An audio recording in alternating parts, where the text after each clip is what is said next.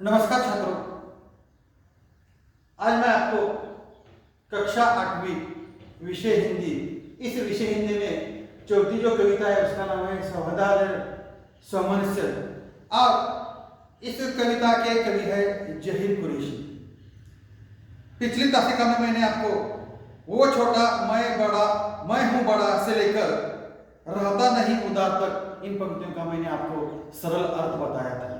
आज मैं आपको यहाँ इसलिए हम प्यार की से लेकर अंत तक इस कविता के अंत की जो पंक्ति है आए दीप समो तक जो पंक्ति है उसका मैं आपको सरल अर्थ यहाँ मैं आपको बताता हूँ। तो छात्रों, पहले मैं आपको इस कविता के अंतिम जो 6 पंक्तियां है उसका मैं प्रकट वाचन करता हूँ, उसके बाद मैं आपको इसका सरल भावार्थ यानी अर्थ बताता हूँ। इसलिए हम प्यार की करते साज संभार, संभार का अर्थ है संभार सुरक्षित, नफरत से नफरत बढ़े,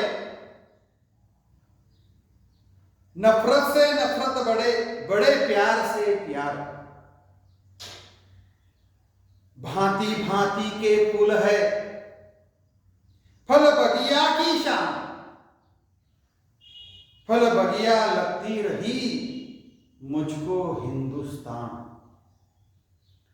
हम सब जिसके नाम पर लड़ते हैं हर बार, उसने सपने में कहा लड़ना है बेकार, कितना अच्छा हो अगर, कितना अच्छा हो अगर जले दीप से दीप, ये संभव तब हो सके आए दीप समीप।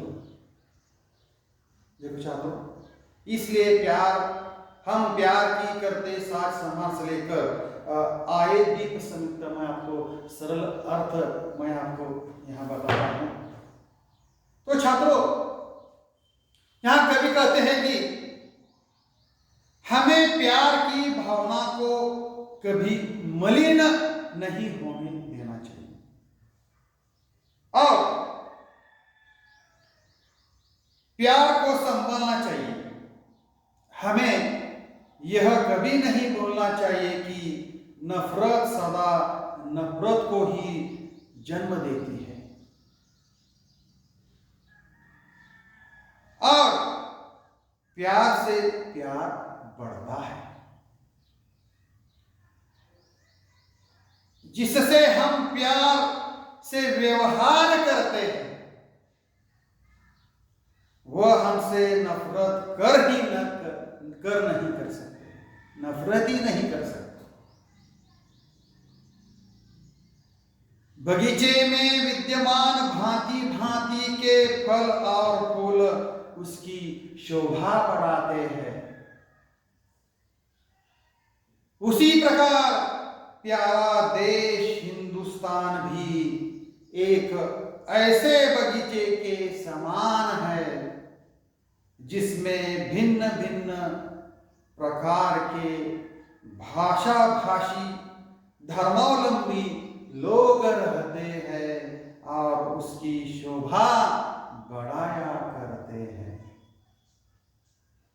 देखो छात्रों, आगे कवि कहते हैं कि हम जिस भगवान के नाम पर बार बार आपस में लड़ते झगड़ते हैं उसी भगवान का कहना है कि यह लड़ाई व्यर्थ है,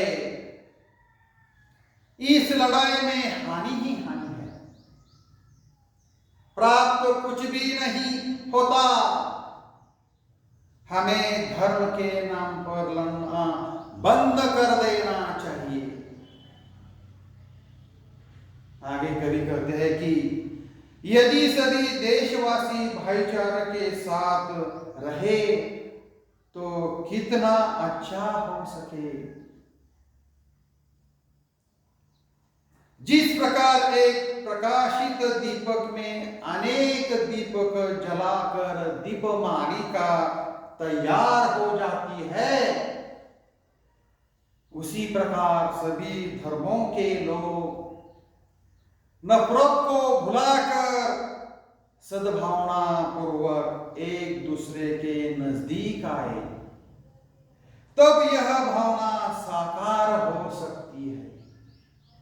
देखो छात्रों, आज मैंने आपको यहाँ इसलिए हम प्यार डैडा से लेकर आए दीप समित का मैंने आपको सरल भावार्थ यानी अर्थ बताया है।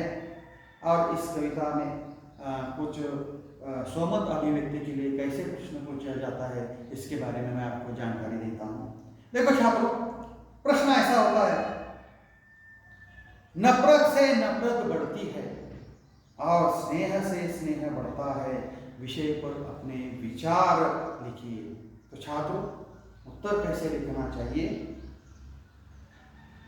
नफरत का अंजाम सदा हमेशा बुरा होता है। नफरत लोगों को बांटती है, स्नेह लोगों को जोड़ता है।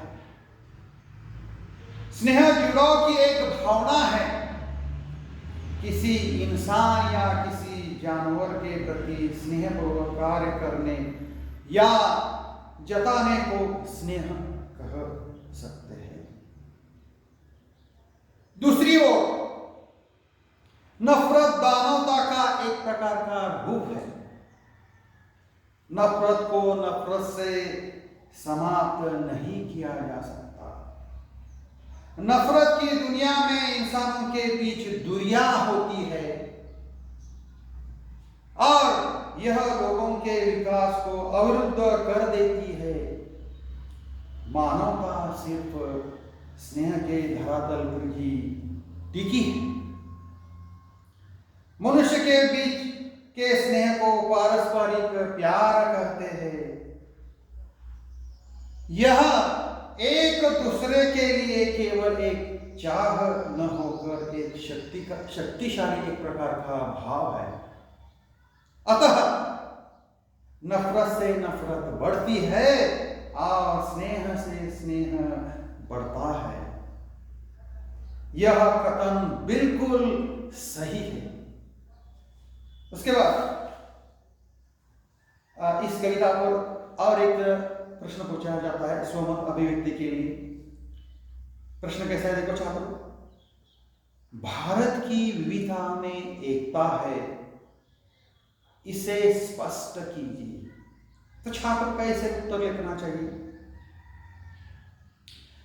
भारत विविधता से परिपूर्ण देश है।